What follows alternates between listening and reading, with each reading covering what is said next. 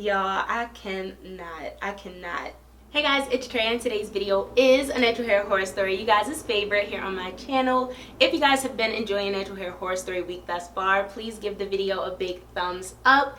If you guys are new to my channel, welcome. I would love for you to hit the subscribe button. I do a series here on my channel where I allow you guys to email me your craziest natural hair horror story and I feature it. So if you do have a natural hair horror story that you would like me to feature, you can email me at sendtotraeh@gmail.com and hopefully I will feature it soon. So today is day 3 of Natural Hair Horror Story Week. I really hope that you guys have been enjoying it thus far. So I'm not even going to ramble because I know you guys want the tea, so let's just jump into it. Alright y'all, so the email says, "Hi Traeh, my name is Sarah. I instantly fell in love with your Natural Hair Horror Story series and decided to share mine. I wasn't able to have included pictures due to the fact that this incident happened a while back and I had got a new phone which didn't save the proof that was taken.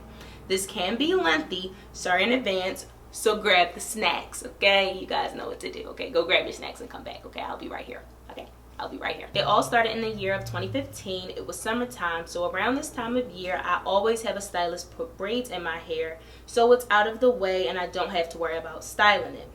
The only reason I went to a stylist instead of someone by my family is because no one in my family doesn't know how to cornrow. Okay, so nobody knows how to cornrow. I asked my mom if she could Google search nearby salons that I could go to. She had found a salon 10 to 15 minutes away from where I lived. She also made an appointment so we didn't have to wait to get my style done. We had an appointment for 3 o'clock, so around when the time came, we left my house.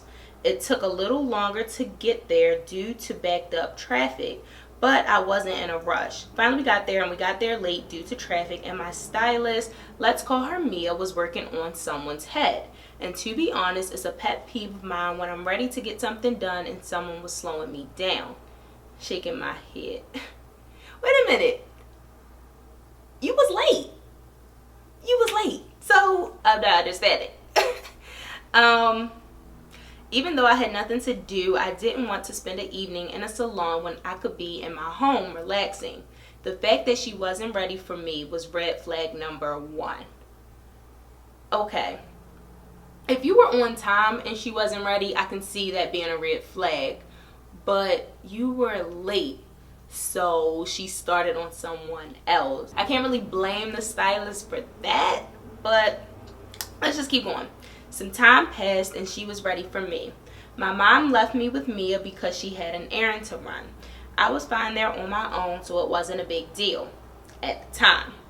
I had a picture of the style I wanted, so Mia the stylist knew how exactly I wanted my hair to look. She started to detangle and blow dry my hair.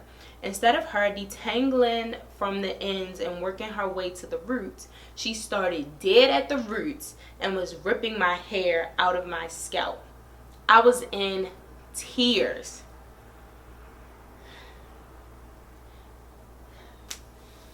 I see where this is going. Do y'all see where this is going? Do y'all? Let me know down in the comments if you see where this is going. I told her how you're supposed to do it and fix the issue. Red flag number 2. Your client is never supposed to tell you how to do your job. You are the stylist for a reason. Okay, I can agree with that to an extent, okay, because we see them as professionals, so we shouldn't have to, tell them exactly how to do it, the proper techniques and everything. I can get that. But I also feel like it's your hair. You know your hair best, so I do feel like in certain situations you should speak up and tell them how to exactly care for your hair. But I feel like the basics they should know, but if they don't know, you definitely need to tell them. So I do see that kind of being a red flag there. Mia then started to blow dry my hair after it was properly cleared out and tangle free. The blow dry was at a high temperature and she was burning my head. It felt like someone took a knife, heated it until it was molten red, and pressed it firmly on my scalp.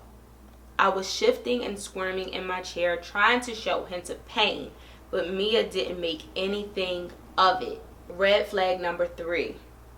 Girl, instead of showing hints, you should have told her, like, girl, you are burning my head. What in the world? I told her if she could stop blow drying my hair and to just start with the style. Mia then parted my hair into different sections so she could start braiding. She started off with a firm grip and was braiding tightly. I am very tender-headed, but when I get my hair braided, I am never in this much pain.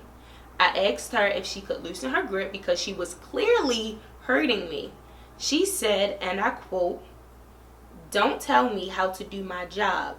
I can braid half of your head with the other half undone and kick you out of my salon to look retarded.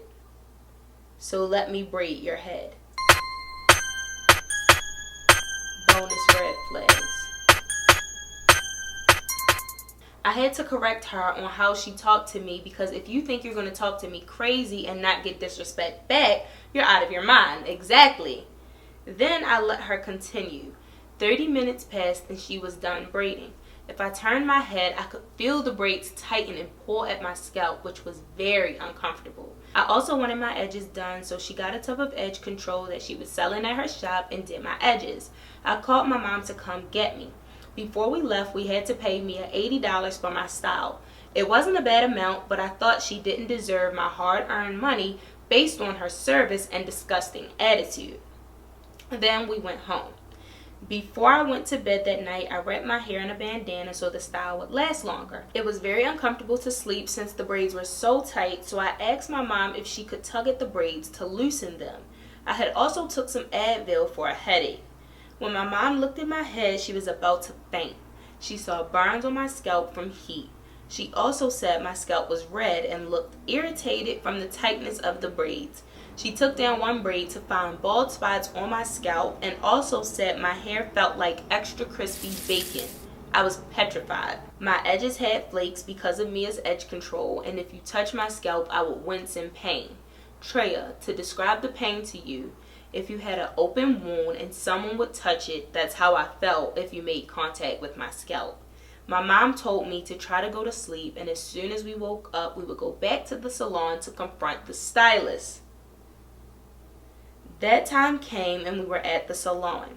We asked if we could speak with Mia. Turns out she was on break, so this was the perfect time. My mom and I went to show her the burns and redness on my scalp and even confronted her edge control for giving me flakes. We demanded a full refund. She told me she can't give me a refund, but she can give us a free tub of edge control. Now Mia, you burnt my hair. You gave me bald spots. I wasted my money because I had to take out the style because it's too daggone tight. And then instead of you giving me a refund, you tell me you could give me a free tub of edge control. But why would I want your edge control if it's causing flakes? Y'all, I cannot. My mother took it. I told her, why would you take it if it was bummy as freak and obviously gave me flakes? She didn't respond. I instantly knew she was up to something. Now I know my mom, and she don't play. She told me let's go and turned around, and so did Mia so she could go back to her break. Then my mom turned around, ran straight towards Mia, and dumped all of the edge control on her fake weave and massaged it all on her hair.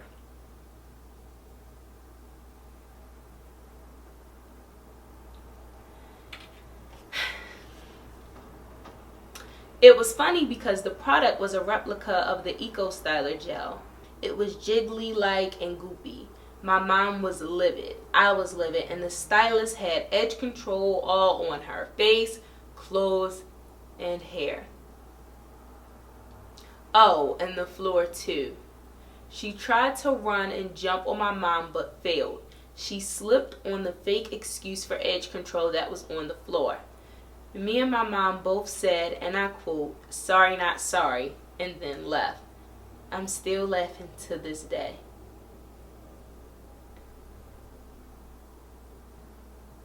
Okay. Traeh, I know you must be thinking we are crazy, but I wasn't about to tolerate how this woman was treating me and how she had me looking like a complete hot mess. I was about to throw some hands with this excuse of a stylist, but I had to tell myself it wasn't the time or place. Traeh, if you have any comments or tips, please include it in the video. No one that I know is an experienced braider, so I need to avoid this mess to this day. Thank you for reading and sharing my natural hair horror story, and I just wanted to say that we did get a refund of the $80 paid, and I just love you as my favorite YouTuber for natural hair. Thank you. Plus the daily vlogs are bomb. Thanks again for reading my incredibly long email. By the way, the notification squad is now called the Frotication Squad. Made it up myself. You should use it. Sincerely, Sarah. Okay. Thank you so much, Sarah, for sharing your natural hair horror story with us. Let's just talk about all this foolishness. Alright, so this horror story was crazy.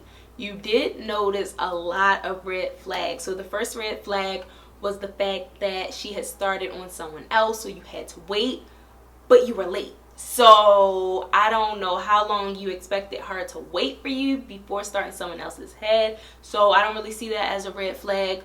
Because I don't blame her for that. You were late. So yeah. The next red flag was how she was detangling your hair. She was basically ripping out your hair. So yes, that's definitely a red flag. Maybe she did not know how to work with natural hair, so she didn't know the proper techniques and what to do. So yes, that is a red flag. And then the next red flag was the fact that you were obviously in pain. You were squirming and doing all of this, and she didn't say anything. She didn't think anything of it. Yes, that is a red flag, because she should not be doing your hair that tight to the point where you are crying and you are squirming in pain. But I do feel like we always say, that you should have been vocal. You should have spoke up for yourself and told her, like, look, you're braiding my hair too tight and I'm gonna need to go. You shouldn't wait for her to try to catch those hints. Now, the other red flag was what she said to you. What stylist in their right mind would tell their client, I can braid half of your head with the other half undone and kick you out of my salon to look retarded? I don't even know why you stayed in the chair at that point.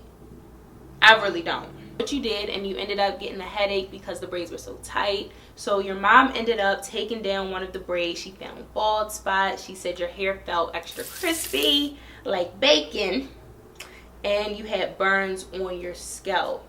So the craziest part was when you guys went back to the salon, okay?